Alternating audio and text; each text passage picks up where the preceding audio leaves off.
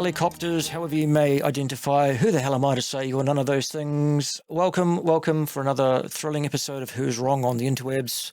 Joining me in the Space Age studio here is Ben Hunt of Ben Hunt fame.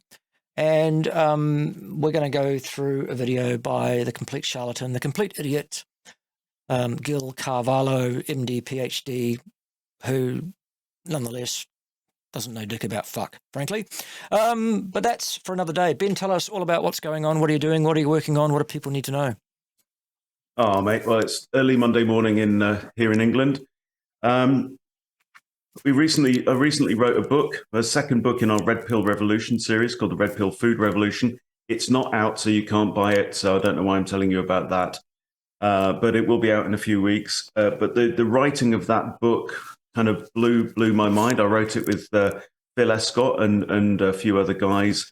And Phil and I are now, we set up something called the Big Fat Challenge so that people who would like help and coaching and guidance to switch over to a species-appropriate diet can get exactly that. If you want to know more, go to thebigfatchallenge.com. But yeah, other than that, Bart, I just had to reach out to you because this dude kept coming up in my YouTube searches, right? And it gave me a weird feeling, not a nice one, you know. When I was watching his videos, this same channel, this Nutrition Made Simple, kept coming up. Mm. And when I was watching his videos, I was getting this feeling that, I mean, look, I'm fairly deep in the conspiracy kind of world and the tinfoil hat world, but I'm not one of these people that likes to say, "Oh, that person's a paid shill" or whatever. But something gave me the creeps about this channel, which we can talk about. You know, he doesn't have a space age studio like you do. No. But his production value seems quite high. I think he's got a professional team behind him producing these videos. And I know that you're self-taught with what you've done. But also, like, looking at his comments, it's one of those channels where there's nothing negative, there's nothing challenging. Every single comment looks really good. And then reading between the lines of what he says and what he doesn't say and what he leaves out just left me with this feeling that he has a clear agenda to push people towards the food pyramid, the kind of standard thing, the whole meat is bad thing. And he claims to be a scientist. He claims to be a PhD scientist, nutritionist, but yet he's still singing from the Ansel Keys hymn sheet from the 1950s. Yeah. So I thought, I need help. Who can I reach out to kind of help me through this uncertain feeling? And I thought my old mate Bart would be the ideal candidate. Yep. So help me, Professor. Well, thank you very much, Ben. It's my pleasure. It's my absolute, my solemn duty, my pleasure and a privilege to run through this video with you. Just before we get going, for those that don't know, I'll give you some background as I understand it on Mr. Carvalho. He is qualified as an MD in the same way that Michael Greger is, but apparently in the same way that Michael Greger has never in his life practiced medicine, not one single day in his life, neither, in my understanding, has Gil Carvalho ever practiced medicine at all. So he did the qualification, finished off the study and decided, sod that, I don't want to be a doctor, I'm going to be a YouTube creator, influencer, excuse me, instead, and he's gone off directly to do that. His PhD is in neuroscience, actually, which is not remotely akin to nutrition. He is not a nutritionist any more than he's actually a physician. So he's a bloke with a number of credentials and qualifications, as am I. The difference between him and I is I have actual clinical experience, real-world practice in my so-called field of so-called expertise. I have 3 advanced research degrees in different subjects in health science, those being the physiology of rest and exercise, human nutrition, and cardiovascular pathophysiology. Plus, I kind of have a multiple decadal career behind me I'm now an emeritus professor for the full terminology. Emeritus, for those who don't know, just means retired. It's a flash way of saying no longer working in academia. And so I've applied it, and I've done multi-million-dollar consultancies with major external organisations, such as the New Zealand All Blacks, the NRL referees in the rugby league down here in Australasia, the New Zealand, and also the Royal Australian Defence Forces, for example. Gil has made some videos for YouTube, and he comes across as being an authority because he says so.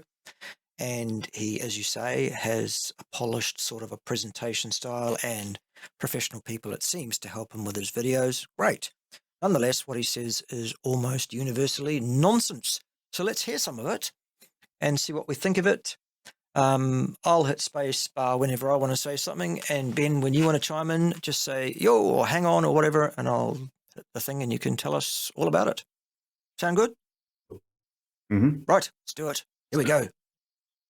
Saturated versus unsaturated fats. Today we make sense of this controversy on fats once and for all. Saturated fat is concentrated in animal foods like cheese, butter, and meat, and some plant products like coconut oil, while unsaturated fat is concentrated in nuts, seeds, avocado, and most oils like olive oil. But the health effects of each is where things get controversial. And there's the first problem, isn't it? Because effect is the conjugate of cause and effect. To comment on cause and effect, you will need to point squarely and directly to an experimental study, which is properly designed in the first instance to be able to inform on cause and effect, which would include factors such as appropriate randomization of two subject pools which are identical at the outset in every respect. Otherwise, it's confounded. There are covariates, collinearities, confounders, enumerate, in which case the study is invalid before we even get going, even if it does claim to be an experimental study, because there are disciplines in science requiring us, before we collect data, to do a number of things, including starting out with two populations which are identical in the first place. Okay. But what the good doctor is doing here then is he's setting up. He's put in the word effect so far because he's setting us up for an explanation of cause and effect. So he's going to, we now assume that he's going to go and set out what the causes are that lead inevitably to certain effects. Also notice where you've paused here, Bart, as well, he's got a graphic there saying cholesterol high in a red zone as well. Yes. So this is already setting the scene that, that high cholesterol is a bad thing. Yes. High cholesterol Which was everybody bad. Okay, it's bad. Sorry, I interrupted you, Ben. No, that's it. That's it. Right. So Let's first see of more. all, Can't wait. great. So first of all, it needs to be properly randomized, identical populations at the outset, both genetically and phenotypically, as well as life experience to this point. Because we all know that things that occur before the experiment starts will have an effect on things like health outcomes, hard health outcomes. So that's the first thing.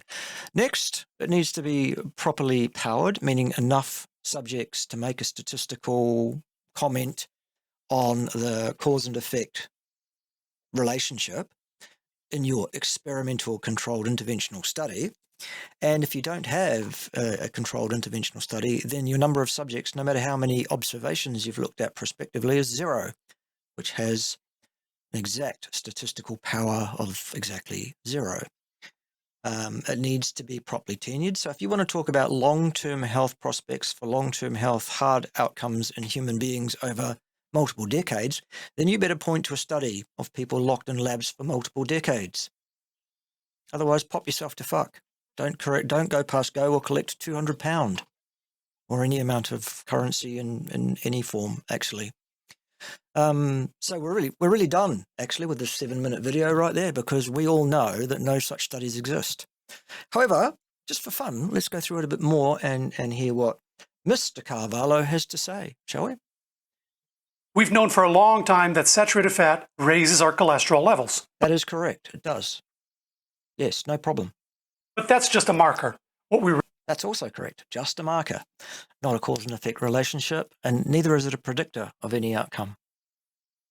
But isn't it also true that your liver actually generates 70 to 80% of all the cholesterol that goes around your bloodstream as well? Yes, that is true.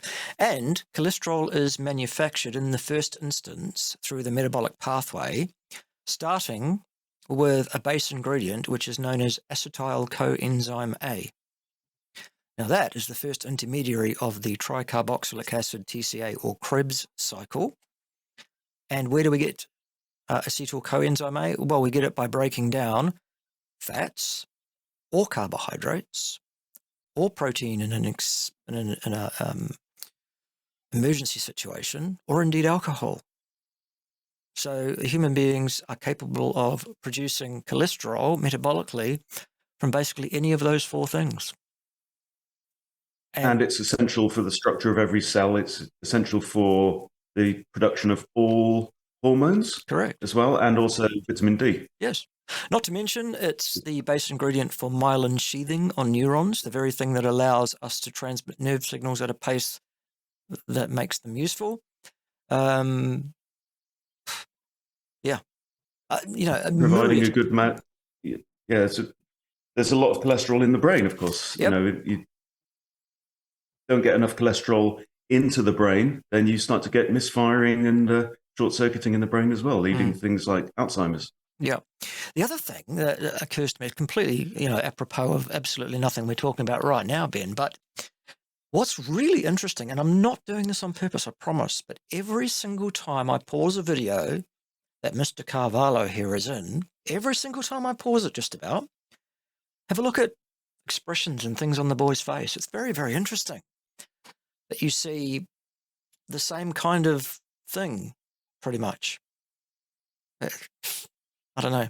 Maybe I'm really keen on his body language and also, the words that he doesn't say, reading between the lines of all this. Yeah. And he really does want to give the impression that he's very earnest in his search for sifting the fact from the fiction. But, it's what he doesn't say and what he says with his body language that I find the most fascinating. Yeah. Agreed. So absolutely. He does present himself as this balanced, reasonable, voice of, reason, when actually he is clearly, absolutely a theologue, an ideologue, and a misanthropist. Because he also describes himself in some of his video titles as scientist debunks so-and-so. Yeah. So, I mean, in your world, Bart, what kind of measure would you use for somebody to give themselves that title of scientist? In my mind, this is my opinion, of course, and is disclaimed as such. I would be happy for someone to say, I am a scientist, if they are or have been significantly involved in the process of generating peer-reviewed science publications by way of undertaking independent research as first author and investigator, i.e. not as part of your undergraduate studies under the supervision of someone who really is a scientist. And really, ideally, I would suggest probably 5 to 10 years of research outputs would be my benchmark to say someone has passed the test, they're no longer an apprentice, they are an actual scientist in their own right. And as such, Mr. Carvalho would fail that assessment because he hasn't done that any more than he's actually ever practiced medicine, as far as I can tell, which is not at all. He does have a couple of publications, I understand, literally maybe a couple, and they come directly from his PhD thesis, which was supervised by an actual scientist. That's how these things work in terms of that. So he wouldn't impress me as someone that I would personally say this is a scientist, someone that we can trust to be scientifically competent. Others would see it differently. Fine, that's their prerogative, I guess. But by the same token of calling this boy a scientist, given that he's never practiced medicine not one day in his life, he's qualified. Would you go and consult with him about your health, Ben? No, but I wouldn't consult with many doctors about my health either. No, neither would I. But, this is the thing.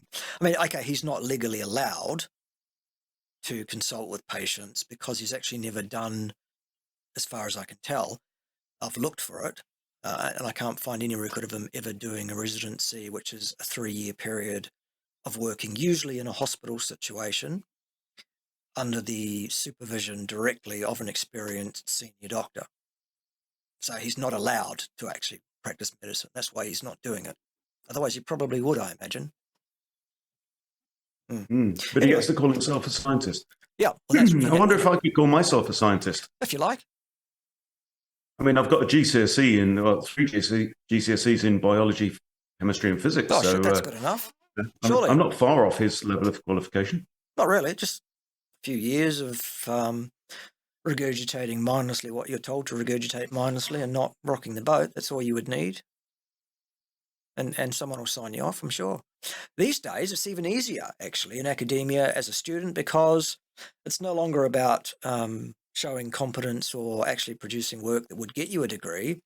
Every child wins a prize these days. You get a certificate just for showing up. And in fact, the most meaningful metric to most universities is a thing they call student satisfaction. Great. So it's easy now. Oh, let's see what he's got to say. I can't wait. All right. Go on, Gil. Tell us about it. Really want to know is, do people get actual heart disease? Classical studies linked saturated fat and heart disease. No, they don't. Yes. Okay. What does linked mean in scientific terms, Bart? Nothing at all. In fact, actually, Ben, it's just a word that Gil's using there because he knows if he uses any actually accepted scientific terminology, then he's going to rock the boat so much that he's going to get very wet in a hurry. But he's using the word linked Yep. to hint at causality. Yes. I'm guessing. Yes. I want to put words in his mouth. And what's a classical study? Does he mean that we used to think that there was some connection between saturated fat and heart disease? Again, classical... Or is he talking about a methodology? Yeah, again, classical study means absolutely nothing. There is no scientific definition of classical at all. That's a value. It's a value judgment statement. Oh, look, this is a classic study that proved absolutely such and such. Well, there's no study that's ever proved anything cause and effect about heart health outcomes in human beings over any period of time ever. No such study exists in the literature. Never has and never will. Yeah. Ever. So he could be harking back to Ansel Keys' 7 countries bollocks in the 1950s. Well, what he's looking at here, he might well be, he probably will mention that. I haven't watched this video through or anything. This is off the cuff. But the study that he's talking about here is actually not a study. This is a position statement. This is an opinion statement. Dietary fats and cardiovascular disease, a presidential advisory from the American Heart Association. So this is an appeal to authority fallacy. This is what the president of some self-claimed authority, the American Heart Association, has had to say at some time about their opinion, their position statement regarding cardiovascular disease and dietary fats. And of course, the American Heart Association is a commercial entity. Yes. That was a very small tin pot group of medical professionals back in the mid-20th century until it received a substantial gift from Procter & Gamble that had run a radio competition, raised over $1 million that they then handed over to the AHA. And since that point, the AHA has taken a solidly anti-animal fat stance, being as they, and Procter & Gamble, by the way, if nobody knows, is they created the first vegetable-based shortening called Crisco, which was derived from cottonseed oil that they then managed to force extra hydrogen atoms into to make, and they invented the first artificial trans fats, which happened to coincide. I'm not suggesting any causation here, but happened to coincide with the very first prevalence of heart attacks in the United States, which had not been ever recorded in that country before the 1910s. Yes, exactly. All strictly correct statements of historical fact there, Ben. Can't challenge any of those. Cool. So, yeah, basically what Gil is about to say here is that, I don't know what he's about to say, but he's saying this is being linked with that, which means nothing. I mean, the president of the American Heart Association saying that dietary fats are linked with heart disease is like me saying, well, the prevalence of sunburn at Miami Beach is linked with the sale of ice creams at Miami Beach. But that's all it says. I've just linked those two things. Great. Well, did I prove anything by linking those two things? Nope, not at all. Drownings in swimming pools are linked with the release of movies starring Nicolas Cage. Now, should we deal with that by outlawing movies starring Nicolas Cage? I think we should, frankly, but not because I think it will have any effect on swimming pool drownings at all. Anyway, let's hear what Gil has to say about things being linked and stuff. So, saturated fat was widely seen as a problem. Who cares? Interesting. Bad fats, saturated fats in the same second. Exactly. Yeah, it's all propaganda, spin doctory, smoke and mirrors. Oh, look over there, something shiny. Bad fats. Okay. Bad. Yep. And by the way, saturated fats, bad fats. And what do we see on the screen? Fucking cake. And bread. Some bacon and coconut oil and I don't know what might be lard. Yeah. Anyway, carry on, Gil. Until butter. There you go. Butter is the devil. Because let's go and away from the cake and everything else. Let's focus on the butter because that's the bad fat. Okay. A few years ago, a media storm rocked the nutrition world. So what? Science is not litigated by the media. It's litigated empirically by scientists. I'm confused, Ben. Help me. I'm struggling to make sense of it all myself. Anyway, Gil's the science. Trust Gil. Was saturated fat fine after all? Yes, because the media said so. Had it all been a lie? It always was. Exactly. I mean, those that make a positive claim, i.e. saturated fat causes heart disease or good health, either of those claims, they're both positive claims. They are someone saying this causes that. Great, prove it. That takes evidence. That's experimental of the kind I've spoken about already with describing what an appropriate scientific study is. Let's see that. There is no study one way or the other. There is no evidence one way or the other on hard health outcomes and saturated fat. Sorry. As a scientist, as a disciplined scientist, I confine myself to describing what the science can inform on.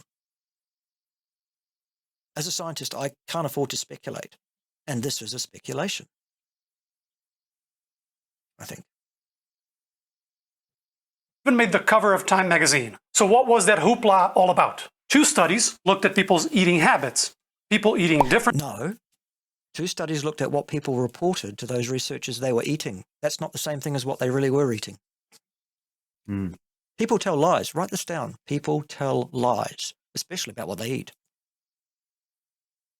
In addition, it's worth mentioning here that there have been a shitload of studies in the last 70 years that looked into stuff like this. This is not about just 2 studies, but a shitload of studies have failed to produce the kind of results that Gil wants us to believe. Yeah, there are 5 major meta-analyses. Very, very, expensive ones. Yeah. You know?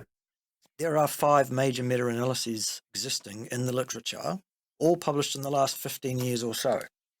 All 5 have multi-million person years of follow-up.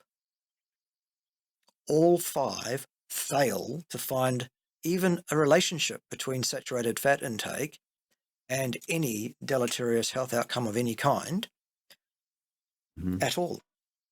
They all agree. And yet we have people still saying saturated fat is bad. Right? But Gil here wants us to think that this media hoopla, as he calls it, which is already hinting at something that shouldn't be trusted, comes down to just 2 studies. Yeah. Only 2 studies. Okay. Disingenuous. Yeah. It's a lie, is another way of putting that. It's not correct. Different amounts of saturated fat had similar rates of cardiovascular disease. So how can we make sense of this? I mean, it seems so confusing. One study says one thing, another study says something else. Don't ever be intimidated by science. It's usually a lot simpler than it seems. Say I want to find out if soda is fattening. I ask people about their soda drinking habits. No. You lock people in labs for multiple decades and you feed half of those genetically and phenotypically identical individuals differing amounts of the thing that you want to point at, cause and effect. That is how you do it. If you're not doing that, you are not doing science. You're doing ideology. You're doing propaganda. Does that make sense? Yeah. Yeah. It's interesting, actually, because in some of his videos, he does explain that epidemiology is fuzzy and not really science when it suits the argument that he's wanting to make. Yeah. And then in others, he relies on epidemiology studies as well. Exactly. Yeah. It's, what's a good word? It's two-faced, basically. It's disingenuous. It's two-faced. It's basically lying. It's academic misconduct of the highest order. And if he actually was a practicing physician, it's malpractice. Yeah, if he was an academic as well. Well, it would be, he's neither of those things. He's a bloke with a couple of high-level qualifications, but well, he's a guy with all the gears and no ideas, is what I'm saying. Yeah. He's also quite a young man, to be honest. Not that that's a bad thing. We like new ideas, so long as they're underpinned by some kind of substance at all. But there's no new ideas here that I've seen so far. No, neither. Right. Go on, though, Gil. Give us some new ideas. You're doing a great job, son. And I also weigh them. I find out that people drinking 3 cups of soda a day are not significantly heavier than those drinking. How do you know they drank that much if you don't lock them in a lab, keep them under observation, and see how much soda they really did drink? How do you know how much soda they drank? You have to take their word for it. Go back to your notes where you wrote it down a few minutes ago. People tell lies. Okay, let's say you keep them in a lab under observation and control. Let's say you did that for multiple decades. Somehow you got that past an ethics committee. Somehow you got enough money to keep people in labs for multiple decades. Did you control every other possible contributor to their weight? Every possible other contributor that could have affected that outcome. Because you can't pass that out later. You can't say, well, we didn't control for that, but we can take it out later using multiple regression analysis. No, you fucking can't. That doesn't work. A hard-baked, hard health outcome like your weight, you cannot decide how much of a person's weight is due to the drinking of Coke and the moving around and the stressing and the light and everything else that can possibly affect it. It is impossible. In the same way that you cannot determine causality with a single variate regression, you can no more do it with a multivariate regression. All you're doing is adding error upon error upon error upon error, all while artificially crunching down the residuals around the trend line to make it look like you've got something worth seeing. No. I hope that makes sense. Well, maybe he sorts all this out. Maybe he makes sense of it all. Maybe he does. Totally. Let's see. Drinking 1 cup a day. Did I prove soda is not fattening? It's not hard to see the flaws, right? No, I've just pointed to a few. Maybe people lied, or maybe the light soda drinkers also ate a Twinkie and a lollipop. There you go. I was so focused on the soda, I didn't even bother to ask them what else they eat. I jumped to a conclusion. Okay, back to saturated fat. It's the exact same logic. In those studies that made the headlines around the world, people eating less saturated fat had... Oh, right. So a study that failed completely to show any association that was meaningful at all over multiple decades and multiple million-person years of follow-up is invalid because it doesn't suit Gil's ideology that saturated fat is bad. Oh. But the very next week on his channel, I bet you anything you like, Gil posted a video saying, look at this associative study that proves absolutely that LDL causes heart disease. It's exactly what you're talking about before, Ben, with being a two-faced, lying little toe rag whenever it suits him. I suspect when it suits his funding source, actually, is probably what's going on. But. And this graphic here is suggesting that, because he's using here pizza to represent saturated fat, which is interesting. Yeah. And to be fair, the cheese on the pizza does have more than 50% saturated fat, because all dairy does. Has more saturates than unsaturates. But this is suggesting that lots of saturated fat leads to, big arrow, leads to, which is what he's hinting at, but is not backed up by any science, poor heart health outcomes. And also a little amount of saturated fat, according to this graphic, also leads to poor heart health outcomes. Yes, indeed. So when you are talking about cause and effect relationships, or even associative relationships, in a large population of people over multiple decades of follow-up, they call it, which is just asking people at the beginning at one point, so what's your diet like? Imagining that their diet prior to that has had no effect on their health, and that the diet after that, which is likely to change over decades, is also not going to affect it over multiple decades. And then forget about those people for multiple decades, and then when the time is up and the bell goes off, we get in contact with those people and find out who's dead or who's had heart disease, if that's what the study's about, or whatever. And then we say, well, look, there's no association between these two things, which then is taken as an inference that saturated fat is fine. It's not, any more than suggesting that an association that did show a relationship that was meaningful would suggest that it is not good for you, which it still doesn't. Either way is what I'm saying. And the study is confounded as fuck. There are so many uncontrolled degrees of freedom, etc., etc., etc., that play into an outcome like this. The study itself is scientifically impotent. It doesn't inform on cause and effect. This kind of study is actually designed to be hypothesis-generating pilot work.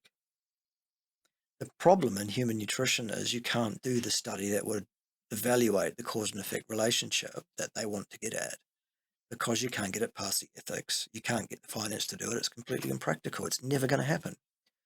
So these ill-disciplined pseudoscientific crackpots, these misanthropists, these theologues, then say, well, we can't do the study, so the best we've got is the epidemiology, and we lie about it. We say it's a strong inference of cause and effect. No, it fucking isn't. No. That's the problem here. Yeah, I don't know if it's this video, but it may be his other one about red meat, which is an absolute howler, to be honest. But at one point, he shows the screenshot of a study, and the abstract of a study that said that it clearly leads to, or consumption of red meat clearly leads to a higher risk of coronary heart disease or something. And if you look at it, it says relative risk, increase in relative risk of 9%. Now, a change in relative risk of anything, as I understand it, what you're talking about, generating a hypothesis. Any change in a relative risk of less than 100% doesn't even hint at any need for further investigation. Is that right? Well, it really depends on which way you're looking at things in terms of which order of operations, whether it's increase in so-called risk or decrease in so-called risk. Okay. If you're looking at increase in risk from 1.0 to whatever, any scientist worth his or her salt, or theirs or thems or shims or shurs or zers or zis or whatever, or a fee-fi fo fucking fum, right, would require something like 600 to 1,000% before you would spend the money on a research subject, on a research project, I should say, were such a project ethical, possible, and feasible in the first instance, which it's not here, so forget it anyway. 600 to 1,000 in that direction for an increase. If something is decreasing in risk, 100% is the largest possible decrease. It means that the baseline incidence goes from whatever it was to none at all, wiped out. Got it. Usually with these epidemiological studies in health science and in nutrition science in particular, they usually look at the increase situation. They usually say people who don't eat saturated fat, the risk for those people, their baseline incidence is X, and that is equated as 1.0 risk. So if you want to say eating saturated fat, and let's say the fourth quartile of saturated fat consumption versus the first, high fat versus low fat, you would need a 6 times over to 10 times over increase in risk before you would actually spend the money on the study because of confounding. Signal to noise ratio. And 9% represents 1/11 of a percent. 1/11. Right. So not nowhere near 6 times. So there are still two issues with this whole theology. Number one, the use of the word risk in the first instance. These studies are studies of incidence retrospectively in a group of people, that group of people. At least they would be if these results were reported without first adjusting them. In other words, fabricating the outcomes to suit their theology and their funding source using multiple regression analysis. Nonsense. No. So therefore, the risk is not at play here. We're not looking at your risk, Ben. Number one, these cohorts of people in these studies are universally aged 50 to 60 on average at the outset of observation, precisely because you don't get development of chronic disease or death in high enough numbers to find even statistical significance, let alone clinical, if you took the whole population. Ergo, these prospective cohorts are only representative of people over that age. Also, only representative of people over that age who have had the same experiences that those people had, exactly. In other words, the study is applicable to those people retrospectively, and the odds of the outcome that was observed, if they'd actually bothered to report the actual observation, which they don't, let's say they did, the odds of that occurring are 100%. That's what did happen. How does that relate to your risk, Ben? It doesn't. Not at all. This is not about risk. So let's get rid of the word risk from epidemiological studies. This is incidence. Well, it would be if they reported incidence instead of fantasy. Great story. Next time, more emphasis on the dragons, a bit less incest, if you like, and perhaps after 8 seasons, you could have written a decent ending. I'll get over it one day. God, no, I don't think I will get over it, frankly. And why should I? Goodness, Dracarys. All over HBO. You wankers. Anyway, that was a complete aside. The second issue with this whole thing is this relative risk thing, which Ben's alluding to. Let's be clear about this. Typically, in a study of, let's say, mortality, this one's about heart disease incidence, so it's a bit different. Let's look at mortality. Generally, the incidence of mortality in such studies, baseline, the 1.0 risk group, is generally about 8 fatalities, 8 cases of mortality per 10,000 person years of follow-up. So if you have something that increases the risk of mortality, so-called, by 50%, they'd go, that's huge, that's enormous, that's massive. Look, 50% increase in risk, they'll say. Well, what's 50% of 8 10,000ths? 4 10,000ths, which is, as you quite rightly say, Ben, 2/3 of 5/8 of fuck all. What's the absolute change in incidence there? Well, 4 per 10,000 person years of follow-up. So let's break that down to a 100-year lifespan. Let's imagine these people who were already 60 when we started will live to 160. They won't, but let's imagine they did, just for fun. Take 4 over 10,000 and divide that by 100. That's the absolute change in incidence that they're reporting here. This massive 50% change in risk, so-called.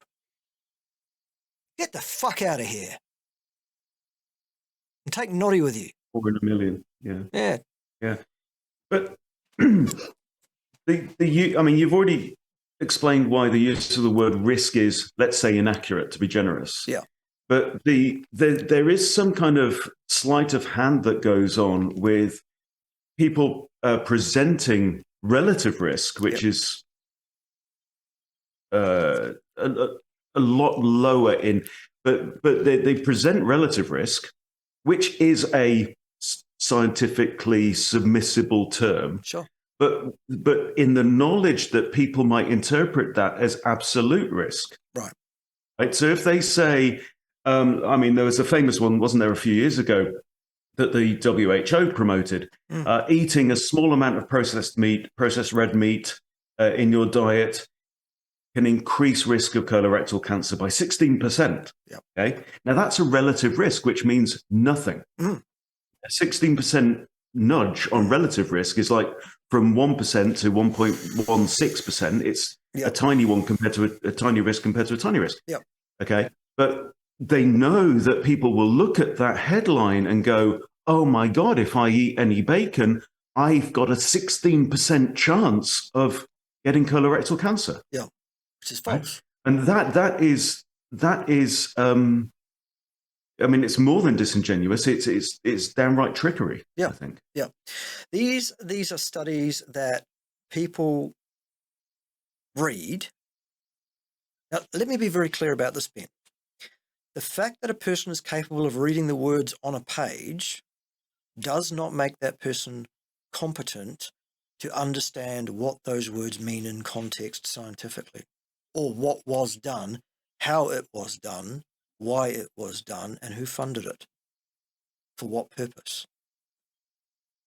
People always overshoot their competence. It's called Dunning-Kruger. People who are so destitute of competence in a given field that they are unable to even grasp their own level of incompetence.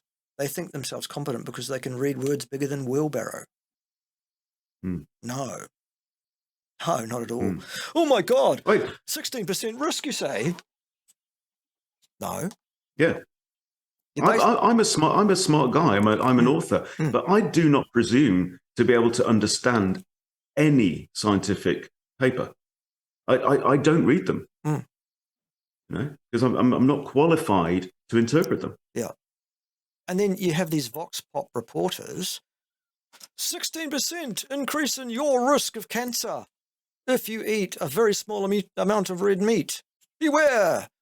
Great headline, gets people reading, gets people interested in the publication that that particular Vox Pop reporter works for. Do they have a scientific credentialing or experience or? No. The baseline incidence, not risk, incidence of, for example, colorectal cancer, something like 3 per 1,000 person years of follow-up.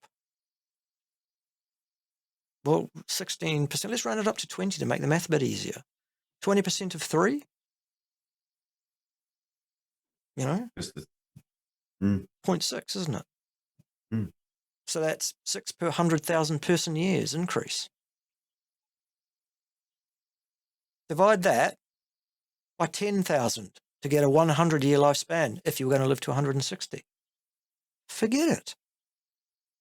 While it's statistically significant because a very, very small change in signal can be deemed statistically significant because of sample size. That's how significance is decided, on the sample size with respect to the change in the signal. Completely ignores the signal to noise ratio. Completely. Nonsense, not science. Good. Anyway, maybe he's going to make sense of it all for us. Well, I hope so. He's not. Because he's promised, by the way, at the top of this, he promised to make sense of the saturated fat confusion once and for all. So right, good. Well, I'm excited. I don't know if you are. Oh, I'm positively engorged. Let's see how we go. as much cardiovascular disease as those eating more of it. Maybe saturated fat is not a factor, or maybe they're eating other bad stuff instead. How can we figure this out? We can't. Other We have bad to- stuff Yeah. is we know that saturated fat is bad, so he's talking about other bad stuff As well. That's NLP at work there. Yeah, there you go. You're being programmed. Nothing to see here. These are not the droids you are looking for. Find out what else they eat, of course. That's exactly what Harvard researchers did. No, they didn't. That is a lie, Gil. They did nothing of the sort. This is associative. This is respondent data. This is asking people what their diet looks like and believing them. Here's a test. Here's a good test. Ben, what did you have for breakfast, if anything, last Tuesday?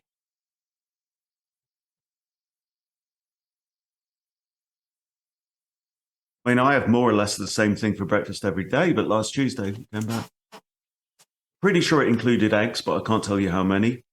Might have been some mackerel, maybe a piece of toast. I don't know. A lot of possibilities, maybes, don't know how much of it anyway there.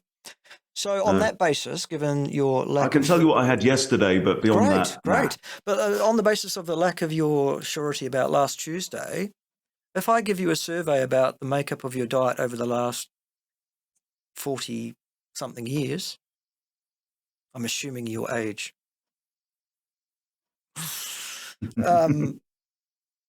How accurate would you be? Not at all. Of course. There's no way, is there? Anyway, let's see how we go. They found that people who eat less saturated fat... Hang on, they found nothing of the sort, did they? Because they didn't establish how much saturated fat anybody ate. Findings. Scientists tell us. Yes. Studies show. Mm-hmm. By the way, while we're here, for those that are watching this, studies show that failure to hit the like button on our videos is absolutely causally associated to late night visits from Lord Edward Yellow. And he will bring his fluffy yellow truncheon and his small guillotine, not to mention his rampant wildebeest and that wetsuit he has with the bottom cut out of it. Cause and effect. Okay? Hit the like button or you will wake up to Ted looking over you. Imagine that, Ben. Waking up to Ted. By the way, Bart, can we pause 1 minute? I've just remembered I left my bacon on before we started the call. And it's probably like yes, of course. Let's pause. I'll be right back. Righto. Right. So, yeah, no, they didn't at all determine who ate anything, let alone saturated fat, or how much. Good. Go on, Gil. Fat and more unsaturated fat instead have lower cardiovascular risk. Those who eat more whole grains instead, things like oatmeal or... I think this refers to a so-called pseudo-experimental study where they asked people to change their diet and substitute things. Actually, no better, because they did not lock these people in the laboratory, provide them with the food, so they had no opportunity to do anything different, and observe that they all complied. So they actually did no such thing in that study. Even it's a study dressed up to look as though it might have been experimental because there was, an intervention. Even if they had really observed this properly and locked these people in the lab and made sure they complied, in so doing, that makes it short term. So what were the outcomes? Were they hard health outcomes like heart disease? No, they were effects on blood cholesterol as a proxy. Forget it. We're done, because cholesterol doesn't cause heart disease any more than does saturated fat or any of the other things that they claim cause it. Oopsie. Oopsie daisy. Oopsie daisy. Poor Gil. He's getting a hard time from us, isn't he, Ben? Well, I feel for him, man. Yeah, I don't. He's out there doing his best. He's trying to help people to make nutrition simple and understand their way around it. And he's doing a good job at that, to be honest. He's simplifying it. Yeah. Unfortunately, he's been completely misleading at the same time so far. Yeah. Perhaps we ought to send him a participation certificate and reassure him absolutely, as a member of his generation, that his opinion is valid too, just like everybody else's. Yeah. You're not a loser, Gil. You were the last winner. That's it. Right. Carry on, loser. I mean, Gil. Brown rice also had lower risk. No. There are no studies that can inform on risk. None. We've dealt with the word risk. It's inappropriate. It's ubiquitous. It's everywhere throughout the epidemiological literature. They use the word risk all the time. Doesn't mean it's right. It's a misuse of the term. It's a misappropriation of the term. These studies do not inform on risk. But those who ate more refined grains instead, white bread, white pasta, sugary cereal, cookies, etc., their risk was the same. No, not risk still. Just as bad as... Sorry. What's, in terms of diet, what's the difference between refined carbs and unrefined carbs? Nothing whatsoever. Because as far as I know, once that stuff passes through the gut wall, it's the same. Yes, glucose. Hmm. In the case of everything I've got on the screen here. In the case of fruit sugar, it's fructose, which is dealt with slightly differently by the human system. But most carbohydrates break down to the exact same thing, that being glucose. There is no difference. If anything, the non-refined carbohydrates contain contraindicated fiber and more toxins than the refined, actually. There's an argument that says the refined carbohydrates dump glucose more rapidly. That's not scientifically supportable either. That's a thing called the GI scale. I've done a video on that already, which shows how the GI scale actually is a failure because of signal to noise ratio issues. There's no way that we can scientifically say that white bread causes a more rapid release of glucose into the bloodstream than does whole wheat bread, for example. That's a fallacy. Anyway, I want to get to the punchline of... Yes, we better make some progress because we're going to run out of time. Otherwise, I'm talking too much. I need to shut up. Let's go. Saturated fat. This makes total sense. If you lump it doesn't. All together, it's much harder to see a difference, especially because most people in our society eat way more of it. All right, so he's implying here that we're not seeing the effect on saturated fat that we should see, because saturated fat absolutely is known to cause heart disease. We're just not seeing it because there's too much noise. Well, if it was a meaningful relationship, it would show through the noise, wouldn't it?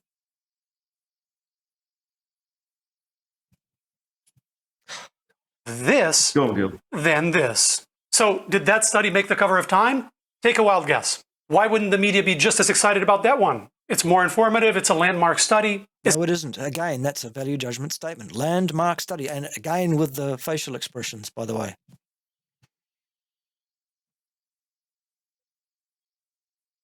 No. What do you mean landmark study? Exactly. Define landmark in terms of scientific studies. Buzz term.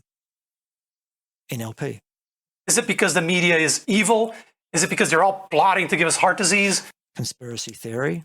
Decrying conspiracy theorists, those with tinfoil hats. We're ahead, aren't we? 100-0 in recent years. Those of us who are conspiracy nuts. No, it's because it's a less shocking result, so it's less profitable. Eat butter gets clicks and eyeballs. Oh, never mind, eat fruits and vegetables like they've told you for 50 years.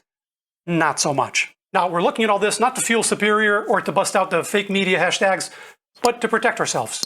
The next time you see that headline, forget everything. Protect. That's a cause and effect statement. Not underpinned by any studies anywhere in the literature. Incredible. Absolutely incredible propaganda machine here, isn't it? Clearly, these are scripts that he's reading off. They're prepared ahead of time. He's reading off the script. He's being a good boy and cashing his check from the good adult folks at Science, I would imagine. Bacon's bad for you, apparently.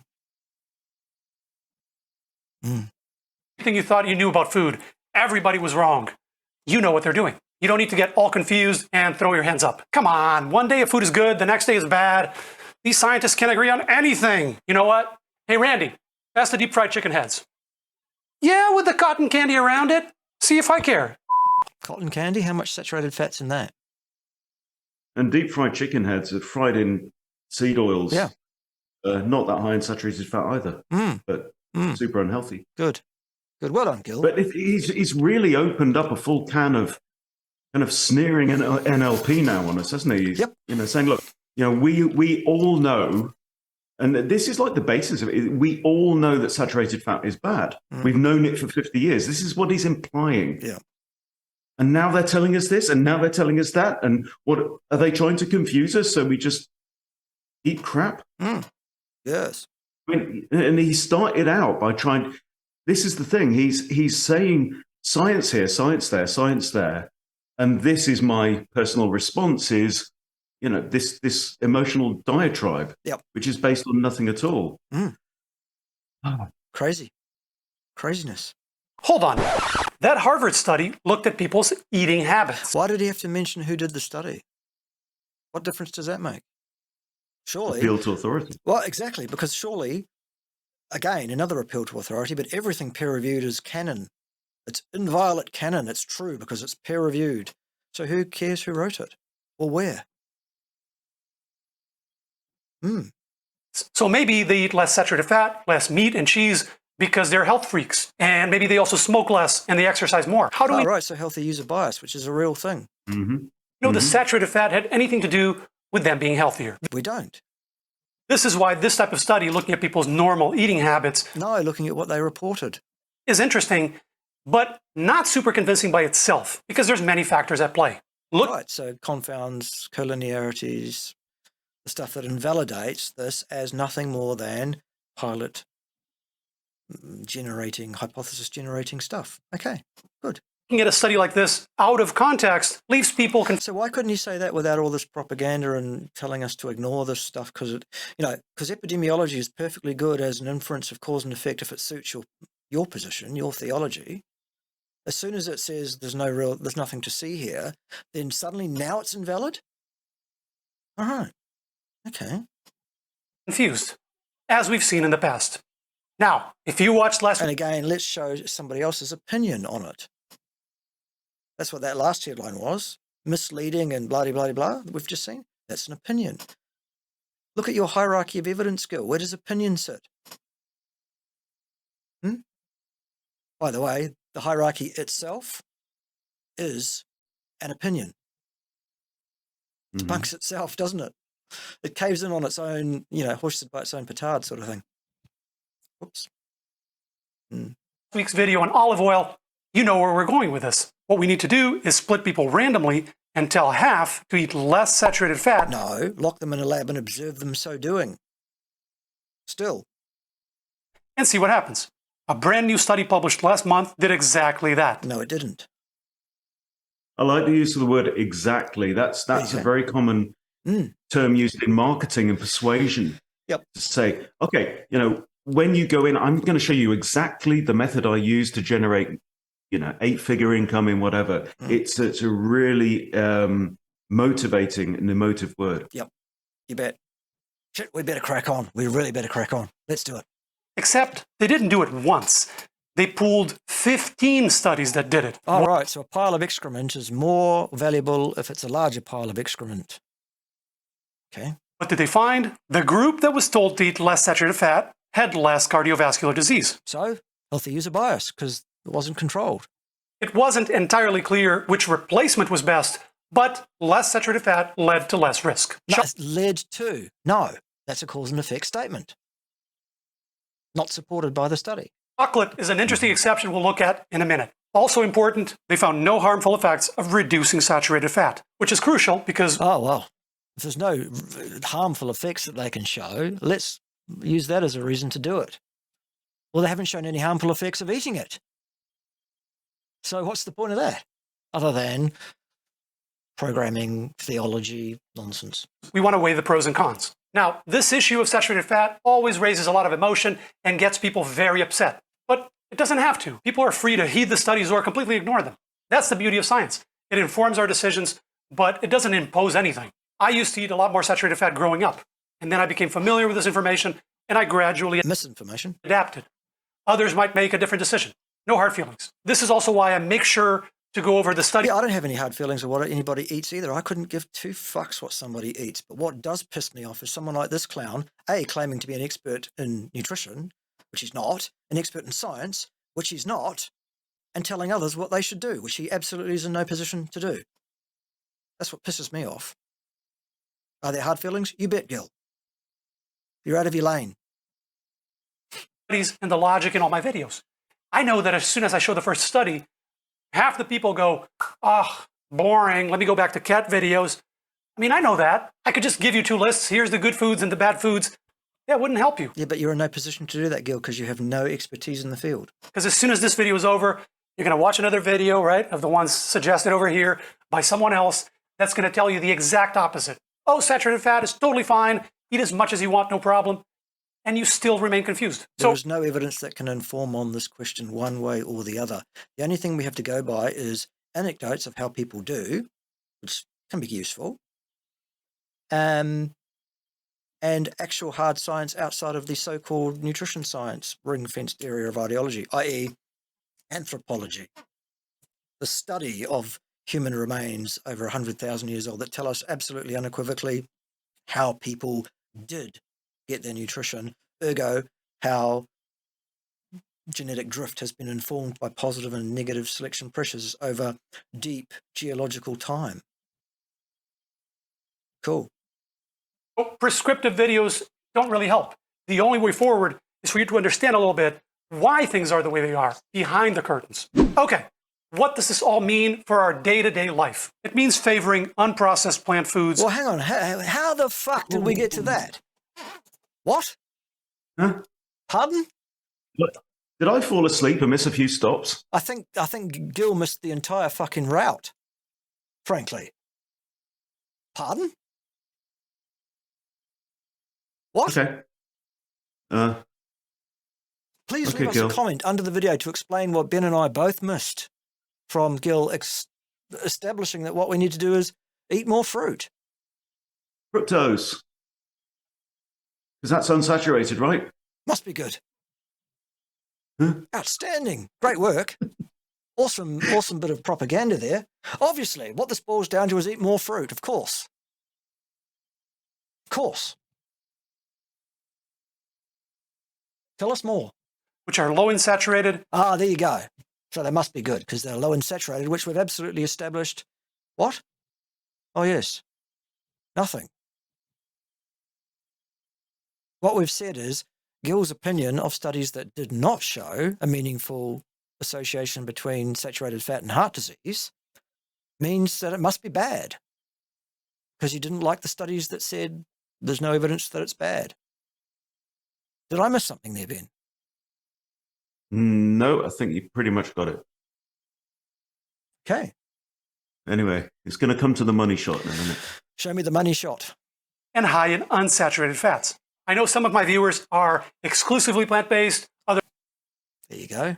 There it is. are omnivores. Others are plant-curious. All of those patterns are compatible with health. The key Are they?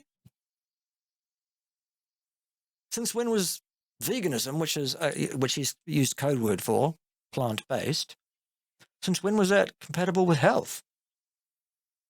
Oh no, hang on. The American Dietetic Association says it is, Do they? which was set up by two women in the 1940s, one of which was a devotee of the Seventh-day Adventist Church. I see. And from day one, it has said a vegetarian or vegan diet is absolutely fine.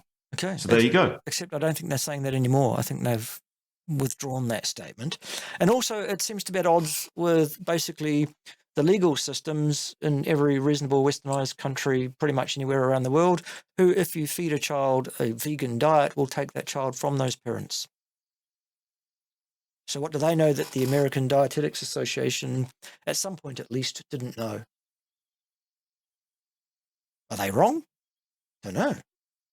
Well, they're lacking an ideology, I think, is the point. Lacking an ideology.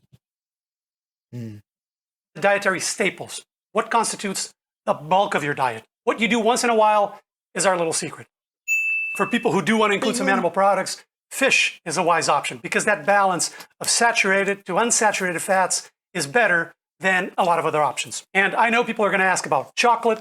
What evidence points to fish being better than red meat? Cause and effect over any period of time ever.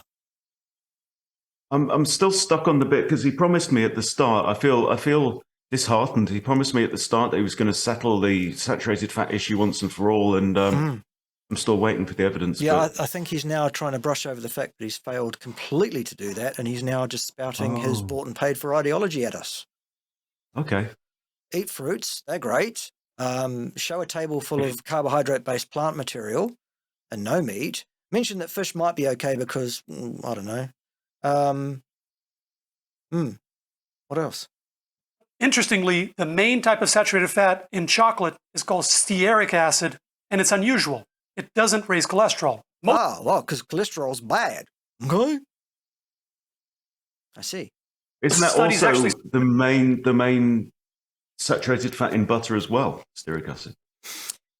Well, there's a lot of it in yes and butter. no, because there's a lot of butyrate as well, which is very much short chain, but it's also 100% saturated as a short chain. So, interesting. But anyway, We suggest health benefits of eating chocolate. no, it doesn't. Benefits is a cause and effect statement, once again. Suggests as well. Yeah, Which is meaningless. it's like maybe and could be, because those disclaimers, those statements leave the other thing entirely on the table and inform us in no way as to what the balance of likelihoods are, actually. Although it's not 100% clear yet. The best That's like a, comma, fine print. Don't emphasize that statement. Jesus. form is probably cocoa powder, which is high in antioxidants and low in fat, preferably unsweetened. Second best is dark chocolate. Hugely The more high in cocoa- oxalates as well, by the way. Yes, absolutely rampant with oxalates. Good. And the less sugar and fat, the better. Chocolate is less of a concern than many of the other sources of saturated fat anyway, because Well, there are no sources of saturated fat that are a concern at all. None. And there is no natural source of fat anywhere that is entirely saturated. Correct. Coconut oil is the highest, and that's about 90%. Mm. The fat on beef is no higher than 50%. 50% of the fat, even like intramuscular fat, is 50% monounsaturates and polyunsaturates anyway. Not that saturated fat is bad. Mm. Incredible, isn't it? people are having it as an occasional treat, not a full meal, right? I mean, who would do such a thing? Oh, for fuck's sake, really? That's the level that we're dealing with here? If you Google saturated fat, you'll find people saying there's no Is that how scientists do research now? Using Google? Is that how it's done? Because this guy's a scientist, remember? Yeah. no problem at all, and others saying it's bad, period. Clearly, the balance of evidence is somewhere in the middle. Hang on, balance of evidence. There is no evidence. Evidence is empirical.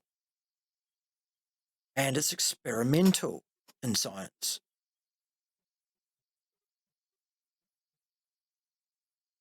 Some types of saturated fat are worse than others. No, there is no evidence of that. And you haven't provided any, Gil. No. And of course, amount matters. At the end of the day, we want to think in terms of foods, not isolated nutrients. A food is a complex package of many components. And that's not food that we see on the screen there. Food is meat and animal fat for a human being. That's what we are supposed to be eating. That is not food. That all work together. But we define food as that which nourishes and satisfies. Do we? And, oats definitely does not. No. Maybe it satisfies your desire for carbohydrates, but it doesn't provide nutritive value. In fact, it provides anti-nutrients and toxins and causes inflammation and all sorts of problems, secondary to that. It satisfies the Nestle corporation's desire for profits too. Well, It's very profitable. yes, I think we're getting close to something that might be, useful in terms of looking at what underpins people saying things on the interwebs. A lot of people get bogged down with the technicalities and lose track of the big picture. It's easier to build our menu from the top down. Which dietary patterns are health promoting? Nobody knows, because that would require an experiment. I think Gil's got bogged down with the technicalities as well, so decided to skip them. And does he have a strange expression again? Well, he has And go from there. a nice face. He has a trustworthy face. Does he? And look, again, this there's no way I could rehearse this. I think I'll take a snapshot at this point, and that'll be on the thumbnail, I would suggest, as the the indication that we've got Gil in this video. Well, there was one actually a few minutes ago where you paused it, and it looked like he was getting close, man. Looked like his happy face. Oh dear, oh dear, oh dear. You did say the money shot was coming. Perhaps it really is. Here. If you want more details on how to build an entire dietary pattern, low in saturated fat and high in unsaturated fat. Why? Why would we want that? Again, Ben, could you recap for us the exact evidence that Gil has provided to absolutely clarify the confusion in this video? That's what he promised. What has he provided us with? Happy to. Yeah, that was it. Thank you. Done Right, it. good. This video covers everything you need to know. Oh, this video covers everything you need to know. I thought this one was supposed to, not that one. Oh. My God, looks like we're done. Anyway, he's summing up. We don't need to see any more. I think we've seen all that we need to see from Mr. Carvalho. Well, I for one am convinced. Are you? Yeah, I'm going to throw my bacon in the bin and make some oats. Given what we know about that bacon, I think you ought. Dear idea. Dear idea. Well, there it is. Ben, I've got to run because I've got my next thing hard on the heels. It was an absolute pleasure to share this time with you. Thanks for being here. I would very much like to have you back when there's less time pressure. So, God knows when that'll be. But we should just shoot the breeze and chat about something and whatever else. Perhaps I'll get your story and find out, where you're coming from and what underpins and informs all of that. An opportunity for you to talk more and for me to talk less. Yeah, that'd be amazing, mate. Awesome. All right. Thanks for joining us. Thanks for your help. Not at all. My pleasure. Join us next time when someone else will be wrong on interwebs. Because it doesn't look like slowing down anytime soon, does it? No. See you then. Cheers, bud.